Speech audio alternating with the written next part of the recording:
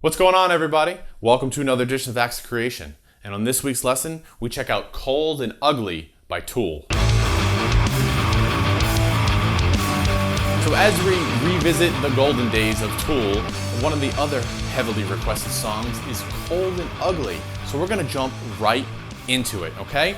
We are in a drop D tuning, as 98% of all Tool is in a drop D tuning. The tabs will be going across the screen as I go over the riffs, but if you want a copy of them, down in the description below, you can find a link to a PDF or a Guitar Pro link. And while you're down there, if you like what's going on, please subscribe because we do this weekly. Opening riff, 4 times, power chords, a bunch of open chugs, 3, 6, and 5 are our main pull-off notes.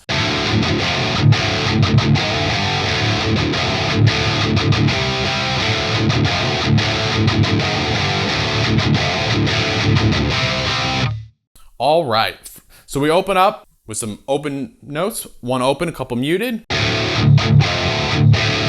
Pull off from 3 to open, and then watch your mutes here. You have an open note and then an open mute, right? I'm sorry, a mute and then an open. And then 6-0-5. Okay, riff is the same. You're just changing that variation there on the 6 and 5 to the 10th fret. And you can either play the 10th fret or the 3rd fret of the 5th string, whatever you're more comfortable with. I played it both ways and they sound a little similar, but the string gauge, the difference on the strings, you'll hear the difference come through your tone, whatever you like better.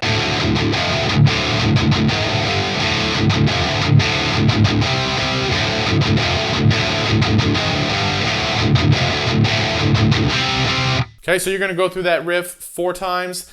Now, the form of the song would be mapped out on the tabs. I'm not going to go through it too much. We're just going to go over the riffs, okay? So we have the intro riff. On the last time, there's a slight variation where you stop the riff and then you add those little notes there. On the G string, 1 and then open, and do a slight bend on the 1. Right? A little slight gradual bend, just enough to kind of hear the pitch change. Right? And then that's going to take us into a slight variation of the intro riff without all the fluff here on 5 and 6 and 10. It's just 3 and open.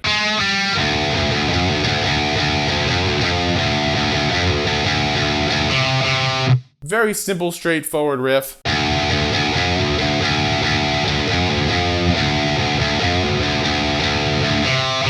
Like I said, it's the same rhythm as the main riff, just with less notes. And that's going to lead us into the little transition, which leads us into the verse. So we have this.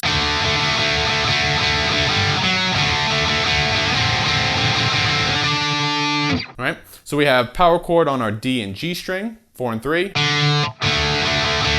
And then open D and G. And then 4 on the D. And then back to the first chord. Slide the 2 up to the 5, so it's 5 and open. And then we move into our little verse melody, okay? On the G string, 5 to 7, 10, 9. And I like to do a little slight bend there to get to that note.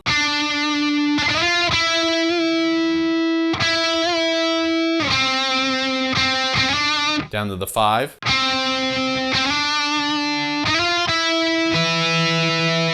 And then there, after you played the 10-9, add in the G and the B on the first 2 strings.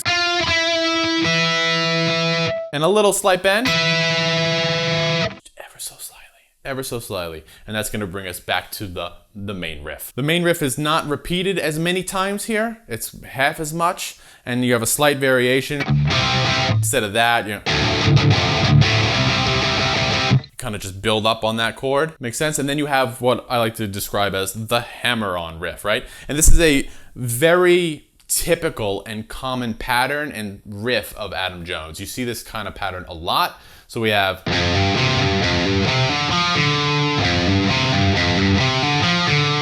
Okay, so it's 3-5 on our D, and then 3 on the A, 5 on the D. And I don't re-attack that note usually. I just happen to just hammer down on it. And then 3-5, 3-5 on D, A. Like that, so it's... And then then that same movement, that cross string movement, D, 3 on the D, 5 on the A.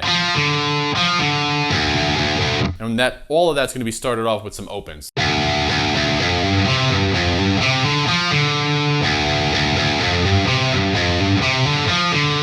Right?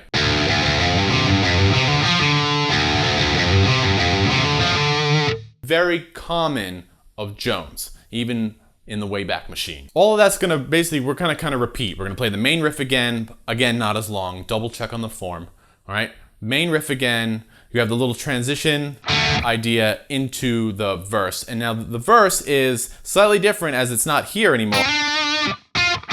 It's actually an octave lower, nice variation for songwriting, just on our A string.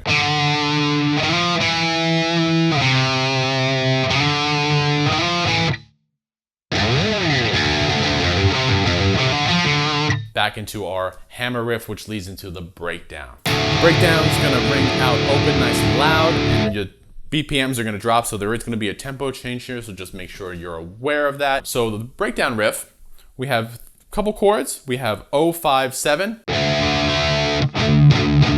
We have power chord on 3, and that's it. And then every once in a while, we're picking out the power chord on the 3rd fret and then pulling off from 3 to open, okay?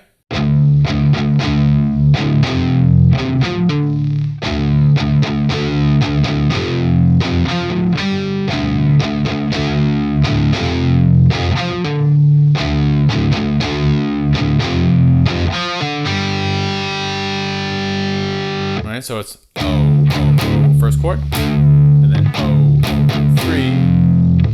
Mute the low string and then pull off on the octave.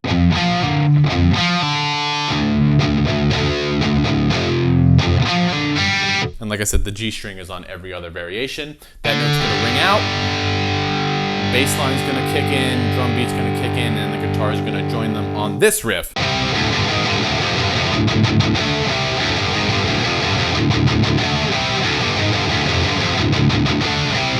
Right? So watch the timing there. It's kind of tricky. You got to listen to it a couple times. Just know that the 10th fret is your downbeat of, or is 1. So it's when the riff starts over again, okay?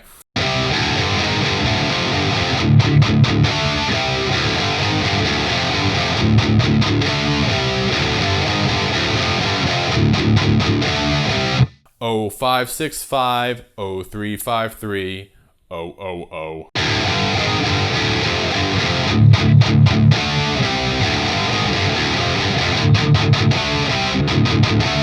Right, some nice how open string chugs there. That's that riff, and that riff is going to lead to the guitar solo. And I'm going to be honest with you guys, I think this guitar solo is hot garbage. It sums up everything I don't like about rock solos, especially like the classic, I'm just going to wing it kind of guitar solos. I don't know, it's not my favorite. I'm not going to go over it note by note. I don't even know if Jones plays it the same, 20 years later. Who knows? I don't listen to recent recordings to see if he plays it any differently, okay? So we're just gonna kind of go through the highlights of it, and then you guys can kind of improv over it and have some fun with it, okay? But we are gonna work backwards on this solo, okay? So the solo ends on the 3rd string, the G string, with a bend on 12, and then a nice little classic to the 10th fret, and then power chords,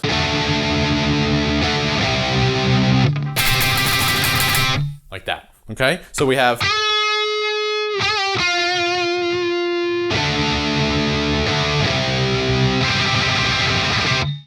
okay? And then the 10-12 is gonna mimic the melodic idea. The measure before that, we have a trill, right? And essentially, we're doing this, right? 10, 12, 10, open.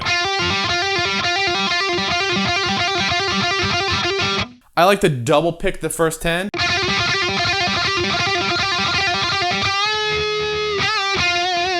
Right? Kind of works into it like that. If you don't like that, don't do it. Whatever you want to do, okay? And now, the 3 measures before the trill, right? You can kind of think about it like that. You're essentially walking up the pentatonic scale.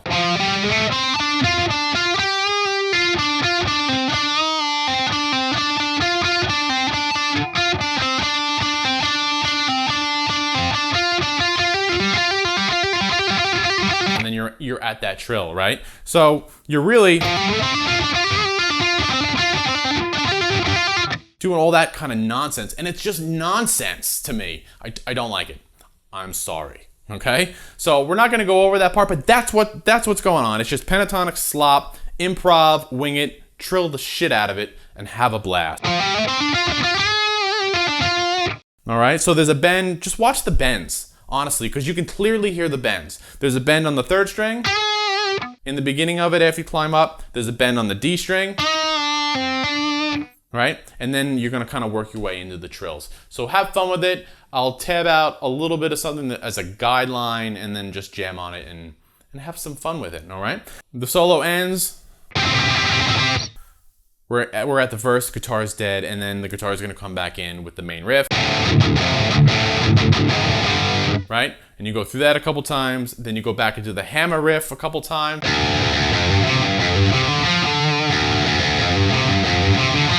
Except now it's doubled, and then you have the ending of the song.